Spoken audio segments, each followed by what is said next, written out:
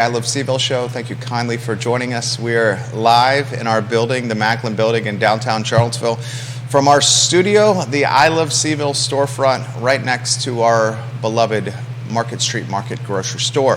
Today's program is one I think you will enjoy. We will have an interview component in about 20 minutes with Tonya King, the executive director of the Living Free Together organization. We'll catch up on her mission and the team's mission and put the efforts into a positive spotlight here on the network.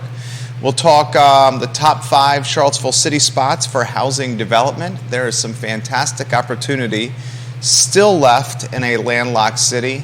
However, that opportunity is going to be quite expensive, and as a result, I think it's going to yield very expensive rental and purchasing options. We'll talk 512 Ridge Street. That came up yesterday. I really want to unpack that. Our children, including my wife and I's oldest, are either in school or heading to school. And I want to talk about cell phones in schools and perhaps a close and hard look on what the cell phone policy should be. From my standpoint, it's pretty clear cut. They should be disallowed, if not banned, within classrooms and hallways, but that's a topic that we will unpack on today's show. I want to talk about the stay-at-home parent. One of the trends I'm seeing in Charlottesville, in Albemarle County, in Central Virginia, and across many of my friends and family groups in the Commonwealth and outside of Virginia, is the stay-at-home parent, whether a mom and dad, is now entering the workforce as the cost of living is escalating. Credit card debt in America is at an all-time high. We know as the Fed raises rates, the credit card debt we have, which is floating, is becoming more expensive to maintain. Groceries still sting when we're at the checkout line. And I think we all have realized that old gasoline prices, a tax that we all feel, pumping gas into our vehicles, is now right around $3.70 to $4 a gallon, depending on where you fill up your tank. So look, it's getting expensive to live. It's getting expensive to raise kids. You're seeing the stay-at-home parent returning to the workforce in a hybrid or fully remote environment. I want to unpack the impact that's going to have on Charlottesville, on Albemarle, and on Central Virginia on today's show. I want to give some props to one of our partners, the Charlottesville Police Department. They are hiring right now, the Charlottesville Police Department. Be the change you want to see within Mike Koch's Charlottesville Police Department and consider joining the team. Fill these open positions and help continue the positive momentum that we've seen with Chief Koch, the newly minted police chief. I think we posted a video yesterday of Chief Koch in a dunk tank. If you have that video that we can put on screen, that would be absolutely amazing. We showed 2 days ago a video of a 3-on-3 game and a 3-on-3 basketball game in the 10th and Page neighborhood where we had community members and those wearing a badge playing basketball in positive fashion. It warmed my heart and made me very, very happy. What I want to do with the influence and the platform we have is change any of the stigmas that may still be lingering when it comes to this department and give Chief Koch and his team members what should be a fresh start to really invigorate the department. Judah Wickhauer is the director. J-Dubs, I'd like to go to the first topic, and that's cell phone use in public schools. I'm surprised that the ban has not happened. And I hear from parents, Jerry, I get this actually quite a bit. I know you're opposed to cell phones in schools and classrooms and hallways, but what happens if there's a safety issue in the hallway or the classroom? How will our children contact us to let them know they're either in danger and or okay and healthy? I empathize with the plight of school risk and intruders and all the dangers and collateral damage that goes with that. I do want to highlight that there was a time where kids didn't have cell phones on their person or cell phones at all, and things seemed to move along just fine. I hear from teachers. We've interviewed them on this network. We've interviewed school board members. We've interviewed folks choosing to run for school board. And it seems like the consensus from leadership, in the classroom, teachers, administrators, school board members, is a ban of cell phones or a disallowment of cell phones altogether. Why we're not at that point, I'm befuddled, I'm confused. Giving children, middle schoolers, high schoolers, the opportunity to access their cell phones in a classroom setting is a distraction, undoubtedly. We are not seeing cell phone use and the distractions that accompany them in the private school ranks, certainly not as prolific or as frequent that we're seeing in the public school ranks. Perhaps it's time, and the teachers are asking for this, that the phones are disallowed altogether in hallways and in classrooms. I'd love for you guys to percolate that topic for a bit, please. We can always bring it back up in future programs. I may do that with some school board members that are running for election in future shows. Now, I want to highlight the stay-at-home parent phenomenon that we're seeing locally. I'm seeing this across the economic spectrum. I'm seeing this with families that are on the financial margin, middle-class families, upper-class families, higher stratosphere families as well from an income standpoint. The stay-at-home parent, whether it's for intellectual stimulation, whether it's for adult and human connection, whether it's for helping pay the household bills, the rise of the stay-at-home parent in the job force and the workforce is something that's becoming more frequent. And what is encouraging or driving momentum behind this phenomenon is the hybrid environment or the work remote environment. I'll unpack that for you. Employers are now offering potential employees the option of working hybridly or remote altogether. And employers are realizing that they can hire a 15, a 20, a 25-hour-a-week team member in a remote or hybrid setting, and these team members are extremely well credentialed. They may have a little bit of a gap on their resume, and maybe that gap is associated with child rearing, staying home with kids. Maybe it's associated with pregnancies in close proximity. Maybe it's associated with a choice in 2019 or 2018 to stay home, and the economic environment is very different now than it was in 2018 and 2019, way more costly now. I mean, I think if there's one word that's described 2023, that word is probably inflation. Anywhere we look, we can't get beyond that word.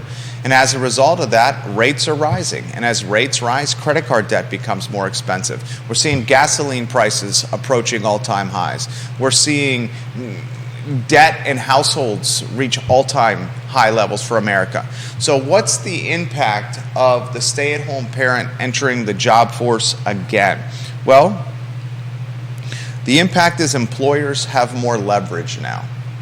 The employers who may have not had the stay-at-home parent as a potential option now is considering hiring a 15, a 20, or a 25-hour-a-week part-timer and giving them the option to work remotely from their house. And as that becomes more and more of a reality, and we're seeing that locally, the impact is those that were full-time in the job market are trying to climb the vertical totem pole of the job market, now face more competition. There's stiffer competition out there. And as every year goes by and as another graduating class enters the workforce and is primed to work at price points maybe others will not, the competition is getting greater and greater and greater. You look at the job market and you look at job availability nationally, that number is slimmer and slimmer and slimmer and smaller and smaller and smaller because people are filling these positions that were open during the pandemic and during COVID are now getting full. And those jobs aren't necessarily the frontline jobs. We covered this yesterday. Restaurants, hospitality, music, those jobs continue to remain open. And folks that rely on labor for those type of companies and models, they're going to have to automate, or they're going to have to make their payroll a little bit more lean. But jobs that are more business setting, that give the part-timer the opportunity to work from home remotely with a laptop on their lap, sitting on their couch in their PJs, these positions are being filled, and they're being filled very quickly.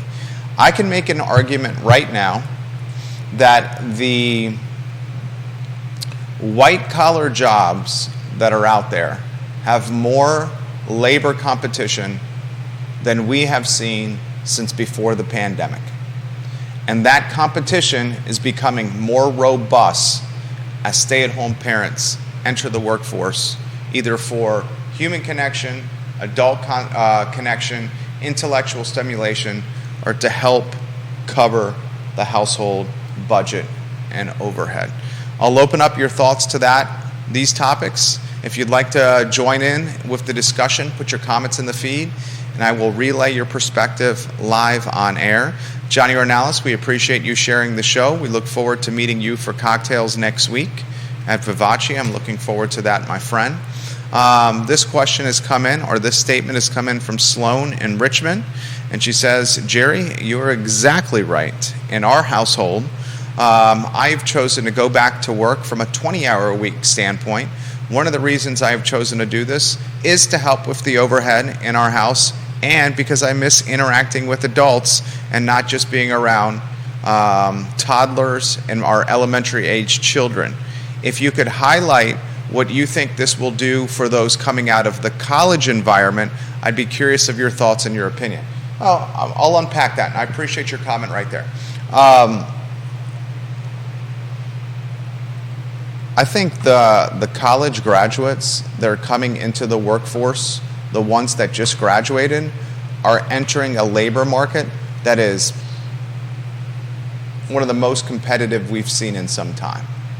You have ChatGPT, artificial intelligence, the ubiquitous and approachable nature of technology and computers, and you have underemployed folks that are taking jobs, part-timers that are taking jobs, and folks that are doing it at price points that may not have done in 2018 and 2019, making this market extremely competitive for youthful folks. Gen Zers, Zillennials, that hybrid between millennials and Gen Z, the young millennials, the old Gen Zers, the young Gen Zers, they're coming in at a time, if you think about it, where student loans are about to be reactivated again. They had a brief hiatus. Where credit card debt is at an all-time high for the country. Where buying a house is proving to be almost a luxury. I mean, buying a home has become a luxury. It's no longer what was almost a utility. It's now a luxury. You got rents at all-time highs. I mean, look at all these headwinds. The 25-year-old, the 20-year-old, the 28-year-old, the early 30-year-old. Folks that are in the middle of the professional totem pole. Look at all the headwinds that are faced here. And those headwinds are only more convoluted and complicated by the stay-at-home parent entering the job force. You will see that storyline resonate and gain momentum, undoubtedly. Bill McChesney, welcome to the show. Thank you kindly for joining us on today's program. I want to highlight, looks like a boatload of folks in Keswick and in Troy, Virginia, watching the show. Fluvanna, Louisa, Greene, Standardsville, and Orange, welcome to the program, as well as our friends in Buckhead, Georgia. I talked 512 Ridge Street yesterday. If you want to put up a lower third for that there, J-Dubs. 512 Ridge Street, this is a great piece of information that our fabulous listener Deep Throat shared with us yesterday. Tim Carson has this listing, and if any of that content from the listing you want to put on screen, that would be great. This, I think, might be priced pretty darn well. The piece of land on Ridge Street, a hop, skip, and a jump from the downtown mall, has an asking price of $1,125,000. $1,125,000. This piece of property can be chopped up into potentially 48 apartments or units without any rezoning once the new upzoning is approved. The value of this piece of property is the upside and the potential, what you can do from a construction standpoint. It's going to take someone with deep pockets to buy this because it's going to cost a hell of a lot of money to potentially carve out 5 to 6 lots, each one with 8 units per lot, a potential 48 on there. If you want to get to maximum density, and that's what upzoning and rezoning wants, is maximum density, 48 units, that's going to cost a lot of money. But the upside is there, and I think Carson and his seller have priced this well at $1,125,000. This one, while it's been online for some time, the DOM is getting a bit long in the tooth. Once the momentum of upzoning and rezoning becomes a reality, this will move and this will trade. And whoever develops this, if they turn it into 48 units, you're looking at, I don't know, $2,000 a month a unit, $2,000 a month times 48, you're looking at $96,000 a month in rent rolls. $96,000 a month times 12 months, $1,152,000 in rent roll in the first year once you get it online. Now it's going to cost you north of $10 million to make this a reality. Easily north of $10 million. But you're talking about making up your money in potentially 8 to 10 years, and after that, it's a cash flowing asset. I think this is priced pretty darn well. And the location you can't beat with its proximity to the downtown mall. And speaking of locations for development, is 512 Ridge Street one of the top 5 in the city? Perhaps. I mean, I think we got to call what Ludwig and Allen have at Ix Park number 1. 17 acres right off the downtown mall, much of it undeveloped land with a brewery as its anchor tenant, a hop, skip, and a jump from the interstate, a hop, skip, and a jump from Wegmans, a hop, skip, and a jump from UVA Hospital, from Midtown, from the corner, from the downtown mall. We gotta say, right, that Ix Park is the top undeveloped piece of property in the city. 10.2 square miles, 17 acres right there. I don't think the land on High Street that the Woods had, that Bo Carrington was going to develop, can be on this list anymore. It's pretty clear to me that Charlottesville City is going to purchase this and turn it into a park of some capacity. I think Chris Henry, what he has on Preston Plaza or on Preston with the parking lots and Fifth Seasons Brewery and the thrift store and the laundromat has got to be in the top 5. Stony Point also owns Preston Plaza, where Integral Yoga is located. I think we all realize that retail, especially retail that is a bit dilapidated and falling down, is not the future. I would imagine Preston Plaza is going to be dense apartments within the next 5 to 7 years, especially with Stony Point, the muscle and effort behind that. You know, you got to wonder how much longer the City Yard in the Star Hill neighborhood is going to be a aggregation of city equipment and trucks and tools and storage. I mean, a city that's landlocked is utilizing a piece of land right in the heart of it to store equipment as opposed to offering it as housing. Fifeville is going to be completely different. Woodard, Anthony, and Keith did a hell of a job partnering with the Fifeville Neighborhood Association for a vision for the IGA building, the old grocery store right there. I think you're going to see that turn into housing. In fact, it is. It's been greenlit into housing. Maybe you could say a couple of plots in Belmont that are remaining vacant or have some old housing on it can be in the top 5 from a development standpoint. But the point is, there's not much left. There's not much left in the city. And one of the viewers and listeners of this talk show said, if you could purchase something in the Charlottesville city or the urban ring or across the Albemarle County line in Albemarle County that is on the Ivy Road corridor, then you're sitting potentially on a gold mine, because the University of Virginia is expanding that way, and that clearly is turning into a focal point for the $14-15 billion endowment we call the foundation. And Bill, I agree, the city yard will have a massive EPA cleanup. I 100% agree with you. The city yard in Star Hill will have a massive EPA cleanup. We have no idea what is underground there, with decades of storing vehicles and equipment and the pollution that gets into the ground with that kind of storage. But at this point, the city's running out of options. And it's taking another one of its options, the land by the Rivanna River on High Street, off the table. If the city purchases this from the woods and turns it into a park, it's literally sacrificing 250 apartments. And what is the city saying? City Hall, City Council, Planning Commission, stakeholders, we need more supply, we need more housing.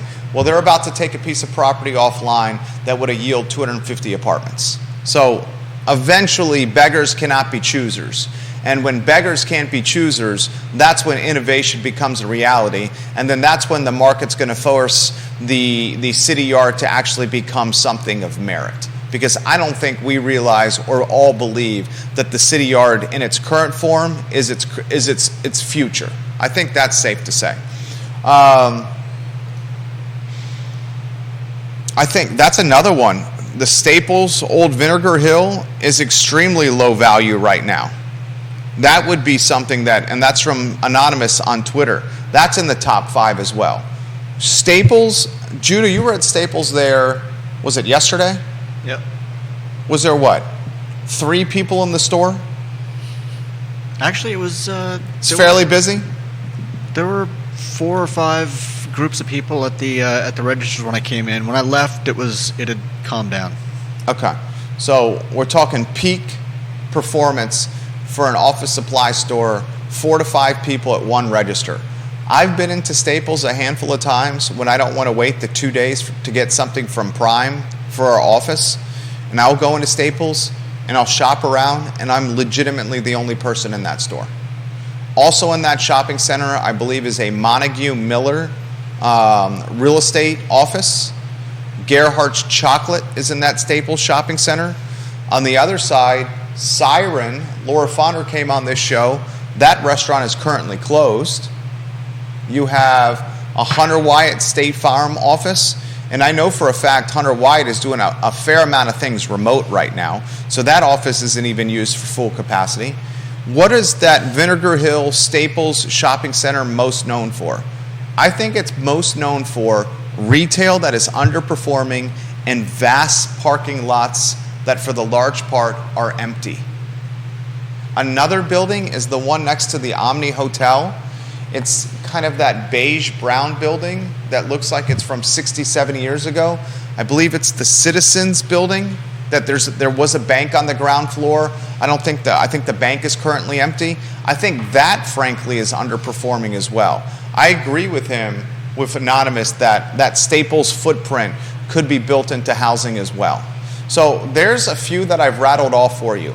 IGA is off the list. We know Anthony and Keith Woodard are doing affordability. They're trying to get some kind of co-op grocery store there. The Music Resource Center moving there. The twice as nice thrift store moving there.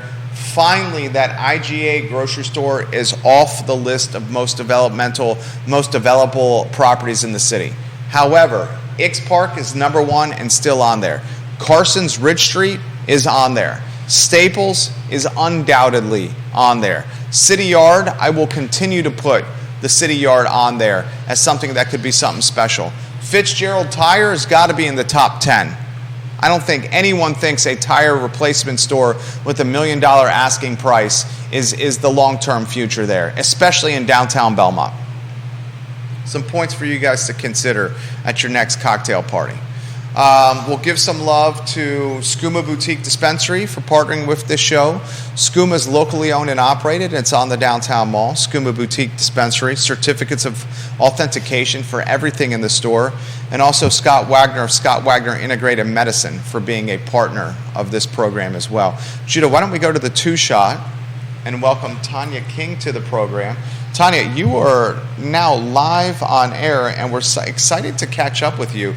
Before we talk about living free together, how about an introduction for you, Tonya? You're the executive director of this organization. What you love about the area, you said you've been here 17 years. What drove you to the area, and maybe some hobbies and some interests.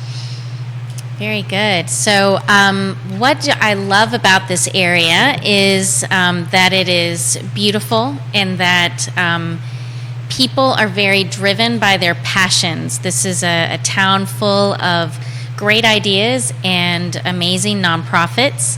And Living Free Together is one of those nonprofits that calls its home here. I tried desperately to find a nonprofit that could provide the services that we provide, and there weren't any, so that's why Living Free Together exists. We are home to just a huge number of retired veterans and active duty military that go very much under the wire and unnoticed. So my hobbies or the things that I like to do are be outdoors, hike, and then my background is in art teacher and painter. So that is me in a nutshell. Was it challenging? So you launched a nonprofit that we're very excited to highlight. Was it challenging to launch a nonprofit in what appears to be the nonprofit epicenter in Charlottesville? We had Mayor Lloyd Snook on the program, and he said that there's quite a few nonprofits in this ecosystem. Now, I love the mission, and that's one of the reasons we're highlighting here. We love to champion veterans and anyone that's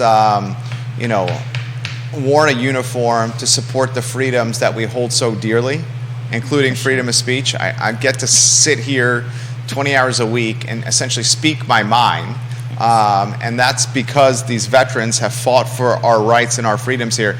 But put in perspective, launching a nonprofit in Charlottesville, the good, the bad, and the ugly. Yes.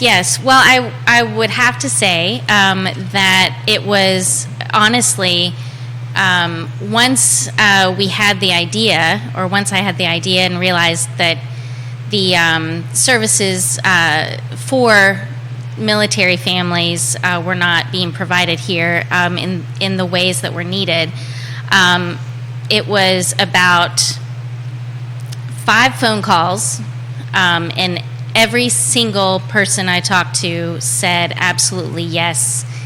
Awesome. Tell me the time and the place to show up. And that included our first grant funder, which was oddly a foundation out of St. Louis, Missouri. They were a community foundation that had a large endowment that was earmarked for veterans and military families. And I called them up thinking that I was just going to find out about when to send a grant proposal in, and they were in a board meeting.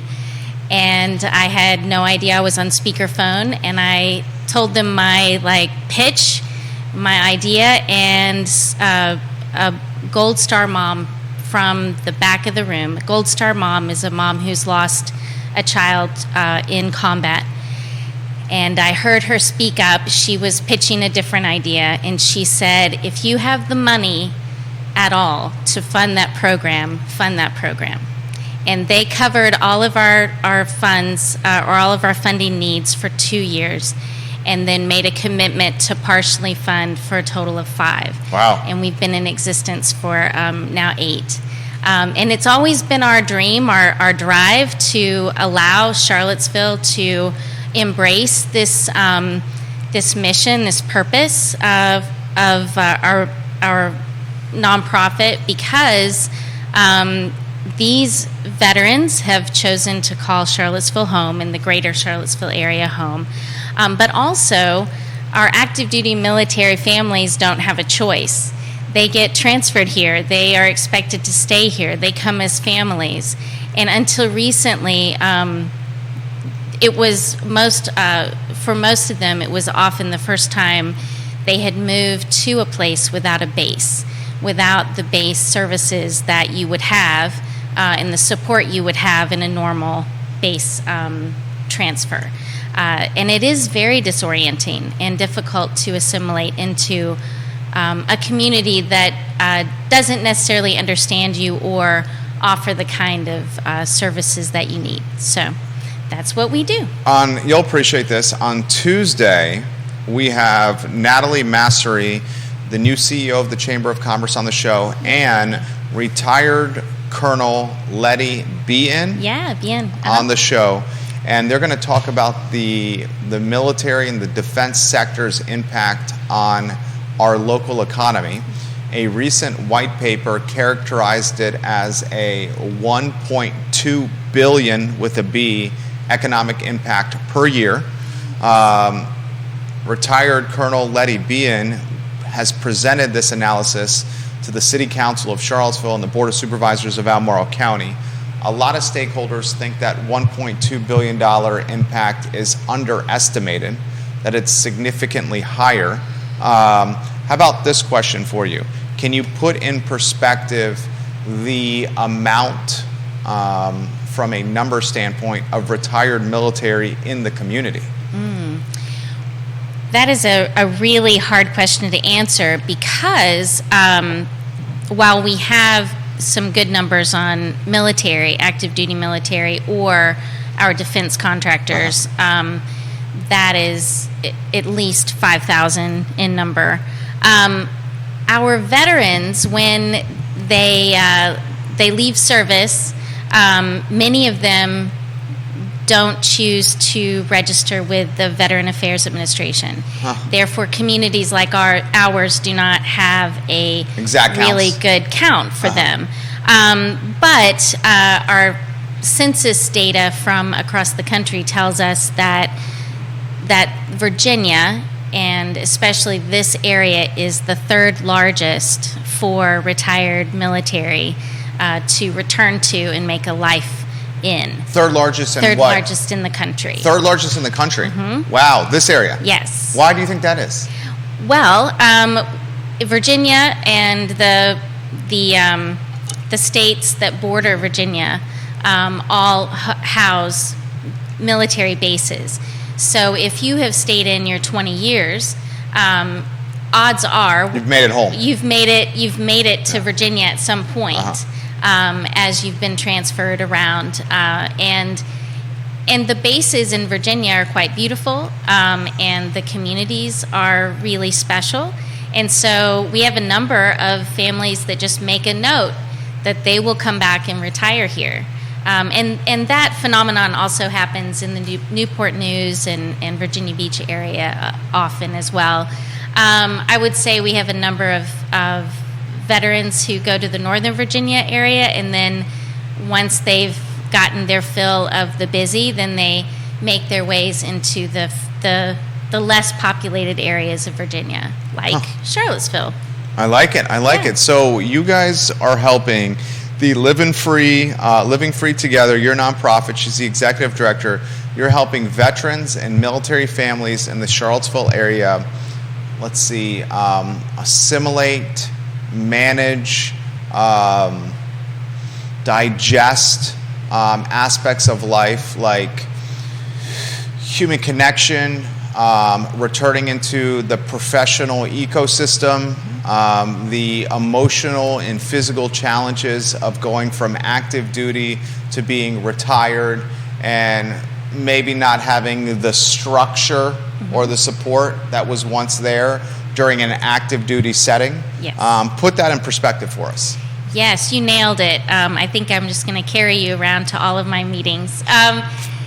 So what we like to say is that Living Free Together exists to engage, enrich, and empower military families and individuals who have served in the military, empowers them to create a life that is fulfilling for them, and so that they can thrive in this area and really give back and contribute in the best ways that they know how.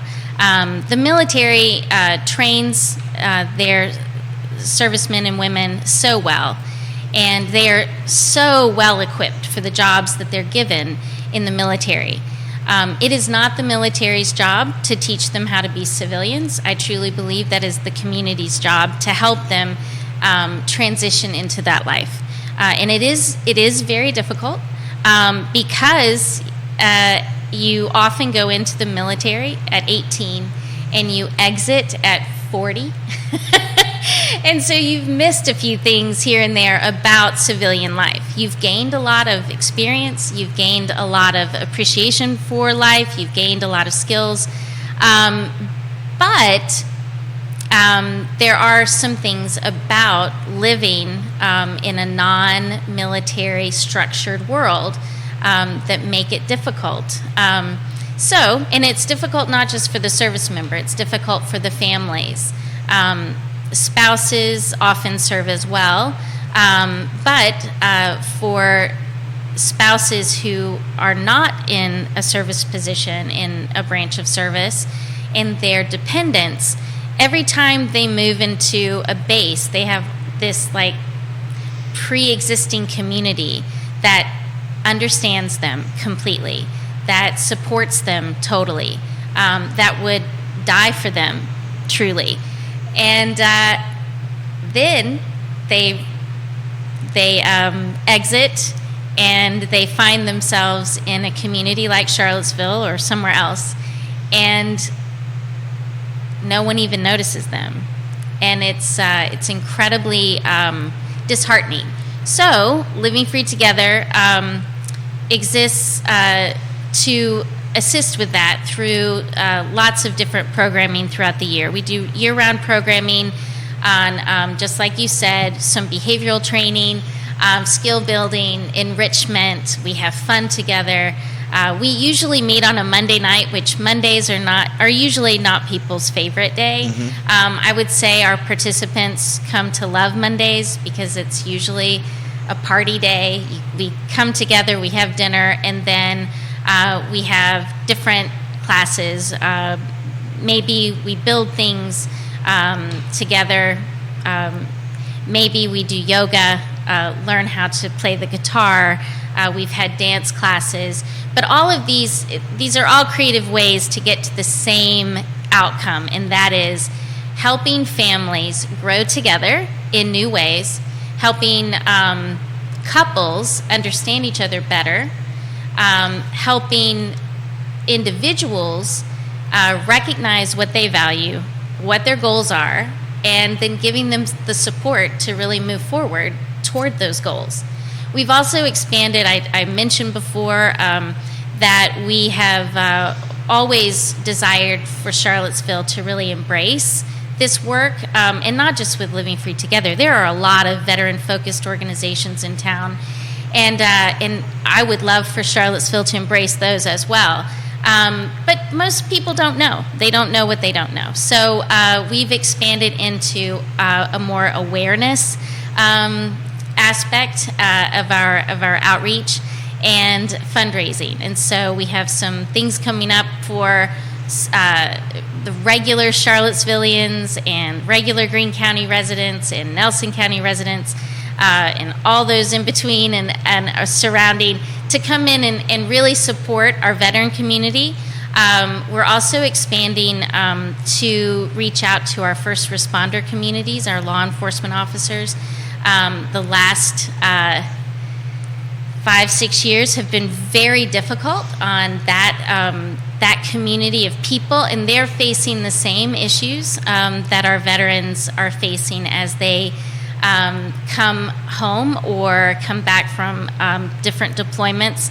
I was talking, many veterans find their way into service in different ways in their communities post-military service. Is that law enforcement? Law enforcement, okay. Firefighters, EMTs. What's the percent? Is there a percentage? There probably is, but I don't know it. I wish I could say it. That would be cool. Yeah. But I do know quite a few, specifically firefighters, who are veterans here in Charlottesville, and they explained it to me that their life is very much like they're on a very long deployment these days, and so they don't talk about it a lot, and they don't. I think it's like a merry-go-round you just don't know how to get off of, and so in our coming year, starting September 18th, actually. We are partnering with the Veteran Affairs Administration to offer what we're calling buddy battle training, and it is free, and it is for our military, our first responders, and those who love them, adults, please, to come and be trained about how to be helpful and supportive to veterans and first responders, your buddies that may be experiencing different crises, mental health crises, family crises, financial crises. We'll be doing walking through their SAVE program. September is Suicide Awareness Month, and we're jumping 2 feet in with our new FIT program, which is it means mentally fit with the intent to thrive. And so we are excited about this. At Living Free Together, there's no problem we can't solve without facing it honestly and without having a friend stand next to you. So we're excited for it. So that's September 18th, and then we'll follow up with September 25th. And it'll be great. More details on the website and specifics to come. So, do you have a personal tie or a personal story that you can relay? Well, I come from a long line of pastors and teachers. That's my background. So the reason this came about was that my best friend's husband was active duty and was deployed to Iraq before we had declared war. And that was a very difficult time, as you can imagine. She had 2 young kids, and I was far away. They were stationed elsewhere. And I watched them navigate that, and by the grace of God, he came home fully intact physically, but there were problems, things that come up because war is hell, and the reactions that our minds have to these experiences, that our bodies have to these experiences, these are natural reactions to a high level of crisis. And so in his context, he was functioning pretty well for a long time, and then things got sideways. And over the years, I guess it was probably 10 or 12 years later, there were just all kinds of communication issues and misunderstandings that were really causing rifts, causing a breakdown between the relationship, in the marriage relationship, but also in the relationship between parents and children. And I started looking for resources for them, and then I got really interested because there were no resources for them where they were in Nevada. And I started looking at resources that were available for military families here because I knew we had so many, and there were no resources here. And that burden just kept me up at night. We've sent close to 4 million servicemen and women into combat since since 2001, and we should be doing better at walking with our servicemen and women as they face the issues that come up from service. So there wasn't a thing, so now there's a thing. I love it. I love it. I love it. How do you, as an executive director, I feel like you're wearing the hat of a visionary, of an entrepreneur, of a nonprofit head, of a small business person, of a scheduler, an organizer. I mean, put your day-to-day in perspective. Oh, wow. Well, I have my actual job that pays me. That's my pretty much full-time job. And then I, on my days off, I'm the executive director of Living Free Together. And at night, I'm, sending emails and things. I have a great board. They are lifesavers, and they pitch, hit for me when I can't make different meetings and things like that. And I have an assistant. I have a programs assistant now. She's actually the reason I started this. She's my childhood best friend, and the wife of the service member I was talking about. They moved here. They retired and moved here, like so many, and are making their life here in Charlottesville. So she is the spouse of a veteran and the proud mom of an active duty Army service person. So, we together, all of us are making it happen. We also are a part of a Synapse networking group, which Synapse is a business networking system, I guess, here and in the Richmond area. And everyone in that networking group has an affinity for the issues of the veteran, or they are veterans themselves, or employ veterans, or run organizations that are veteran focused. And so every 2 weeks we get together and have a big powwow and support each other, and it's just been really great. How can the community help you even more?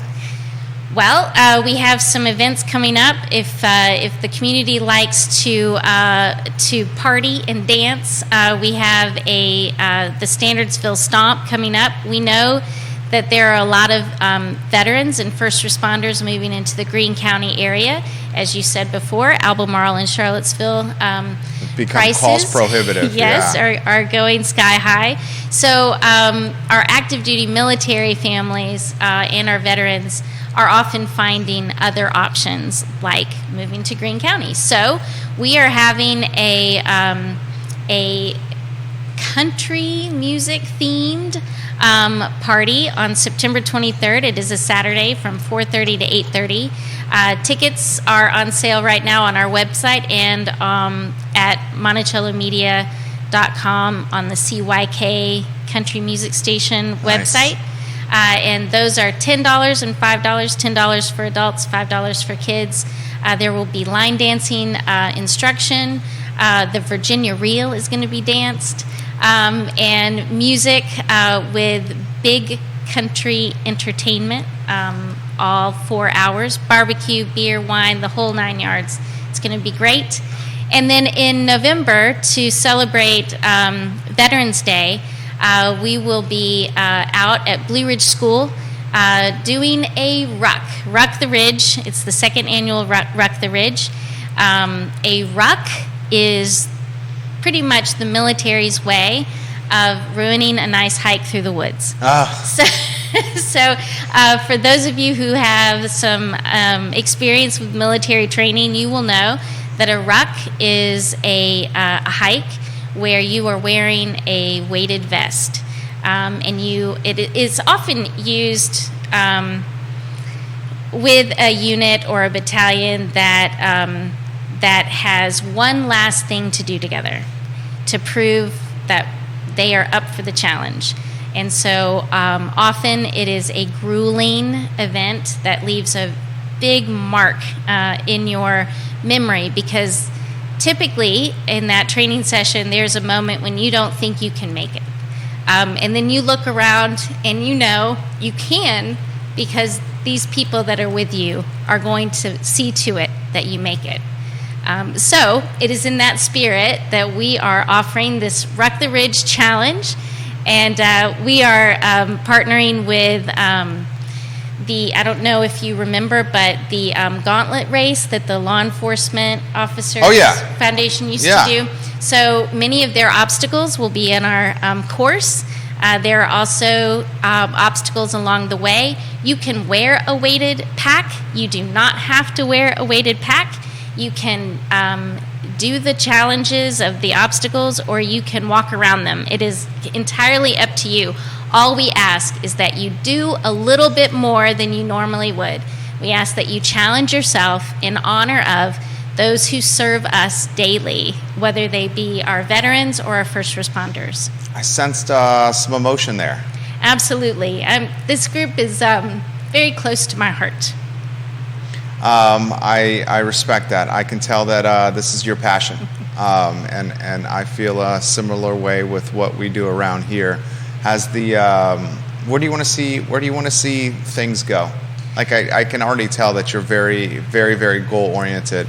What do you want to see with Living Free Together, say 5 years from now? 5 years from now, I would love for any military family who comes to town, I would love to hear their neighbor or a fellow church member or an employee, not an employee, but a coworker. I would love for them to say, hey, you used to serve in the military, you got to hear about this thing. You need to go to this thing. You need to be a part of this thing. So far, we're the best kept secret in Charlottesville, but I'd love to see that change, because these men and women are our future. They have so much to give to Charlottesville and the surrounding areas, big ideas, big hearts, and they need a friend. They need somebody to stand with them and walk beside them. And I would love in 5 years for every business owner and every civilian in Charlottesville to be willing to be that person. Put in perspective one of your success stories. Well, I think my favorite success story is also a really good friend of mine, who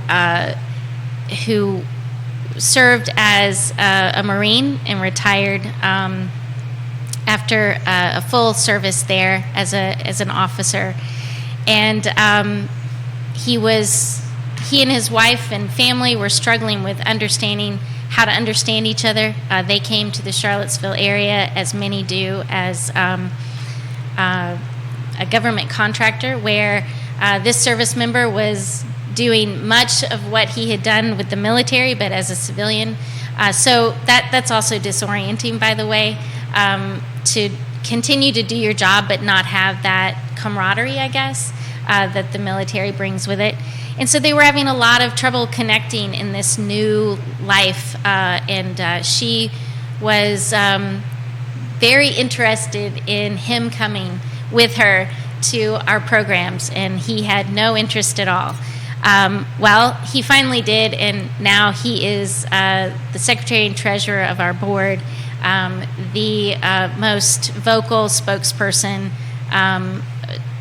for advertising what we are able to share with military families, people like him, people that just need a little bit of a readjustment, an understanding word. So he's my favorite success story, John Brueggemann. I love it. How about you offer some perspective on how we can connect with you guys, donate, help in any capacity to the viewers and listeners? Well, you can always go online to our website, which is livingfreetogether.org, and 2, T-O, is replaced with the number 2. But also you can look at online at rucktheridge.com, and it's just all one word, rucktheridge.com. Both sites will tell you a little bit about what we do and why, It will give you some perspective about how to maybe share resources with military families you may work with or come in contact with. We would love for you to volunteer with us. Military families are always so surprised when civilian people want to be their friend and want to sit down and have a regular conversation with them that doesn't involve, hey, where were you stationed and how many people did you kill? Like, that's not a topic they want to talk about. They want to talk about soccer and where their kids go to school and what TV shows they're watching. And they really enjoy getting to know people that have a different experience. So please do that, reach out. And then, of course, come and participate in our programs and fun things that we have for our community members. And, of course, you can also donate online anytime you like through DonorBox PayPal. I love it. I love it. I love it. I love what you're doing. I see so much success for you guys in the future as you continue outreach and fundraising and awareness and connection.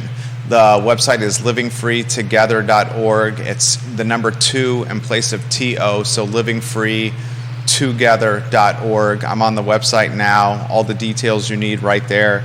We'll continue to try to highlight the impact of active and retired military on the program in an interview next Tuesday with Natalie Mastery and retired Colonel Letty Bean on the program. Tonya, thank you for joining us. Thank you so much. It's our pleasure. It's our pleasure. Judah Wittkower, the director. My name is Jerry Miller. Back in the saddle at 10:15 a.m. tomorrow for Real Talk, then 12:30 with the I Love CVille Show. All we're trying to do, guys, is spotlight the positivity and the hope and the opportunity and the upside that is Charlottesville and Central Virginia. You know, a good example of this is the partnership with the Charlottesville Police Department. You know, I think it's time we buck the trend or buck the stigma that the police is not cool. The police, in my book, is so cool. And we need to support this department like we support our veterans. And the Charlottesville Police Department needs our help in filling some of these gaps on their roster with personnel. Judah Wittkower, Tonya King, Jerry Miller, the I Love CVille Show on a Thursday. See you tomorrow, guys, at 10:15. Take care. Well, you were awesome. Thank you. Good question.